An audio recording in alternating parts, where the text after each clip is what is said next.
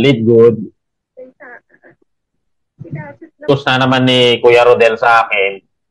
Sabi ko, wala akong pera, ganyan. Eh, siya nga nag-sponsor pa nga sa akin eh.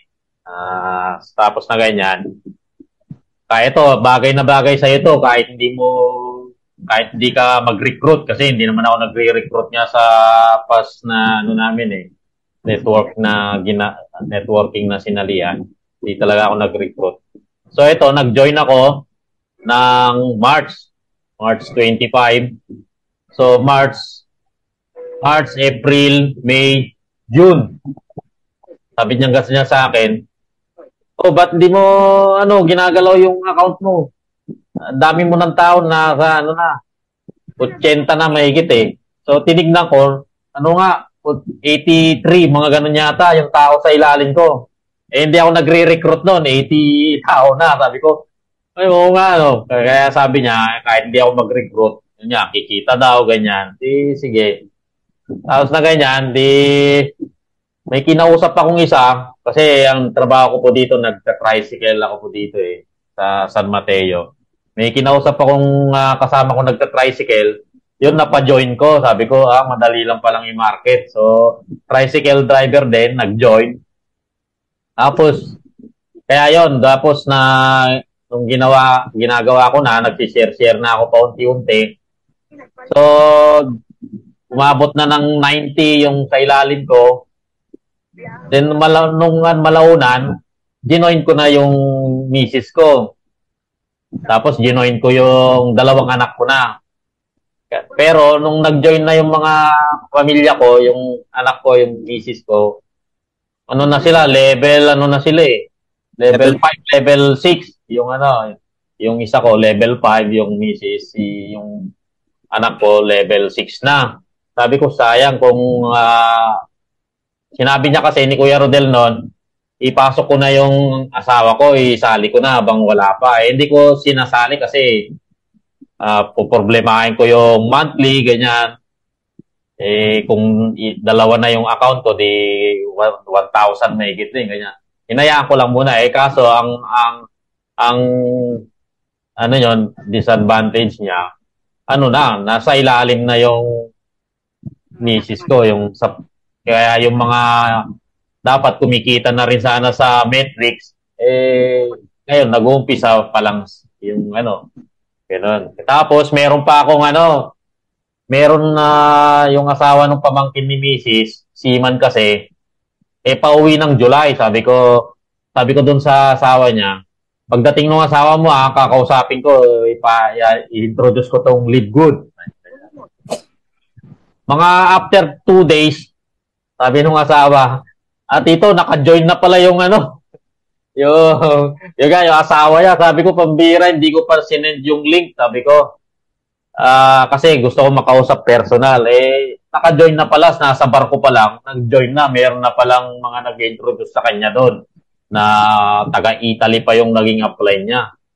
Sabi ko, pambira, naunahan ulit ako, sabi ko ganyan. Kaya nung malaunan, lahat na nung mga kakilala ko sa Facebook, sige, sinesend ko na yan, sinesend ko na yung link. Sabi ko, kung ayaw nila, di bahala na kung sino yung yung magkagusto, ganyan. So, habang nagsisend ako, isang gabi, sinisend kong ganyan, yung kaibigan namin na nasa abroad, nasa Korea, nasendan ko, pagising ko sa umaga, nabasa ko, sabi niya, bro, sige, join ako dyan, 2,800 lang pala, join ako dyan.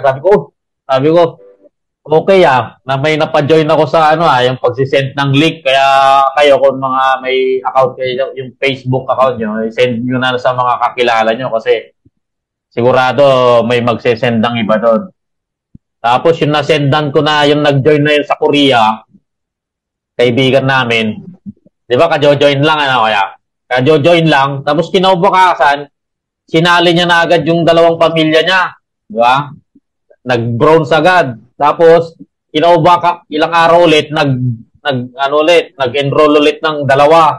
Sabi ko, okay to, alay kung ganyan. Tapos, meron pa rin kaming kasamahan dati sa abroad din po, kasi galing akong abroad.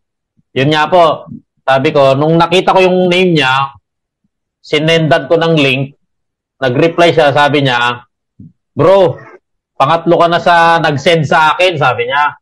Kajo-join ko lang 2 days before, sabi ko, nahuli na naman ako, sabi ko, 2 days before, nag-join na siya sa iba. Ang apply niya pa, ano pa yung naging apply niya sa New York pa, yung apply niya doon.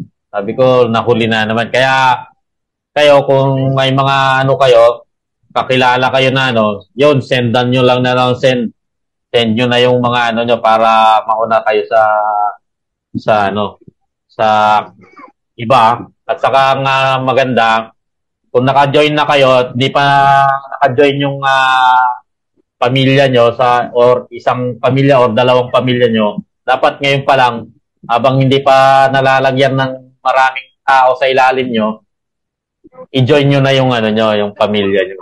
Kaya yun, ngayon, pasalamat ko sa Lord dahil kahit papaano, nakakatanggap na rin po ako ng ano, ng income. Di ba? Nung last month, kung titingnan, di ba, nasa 4,000 din mahigit yun eh. Yung natanggap ko sa Matrix. Di ba? So ngayon, kinukompute ko nung ano, tinignan ko. Yung ngayon, tinignan ko yung account ko, meron ng $35 eh.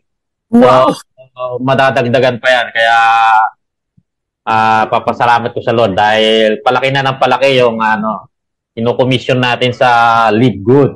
Kaya, yun lang.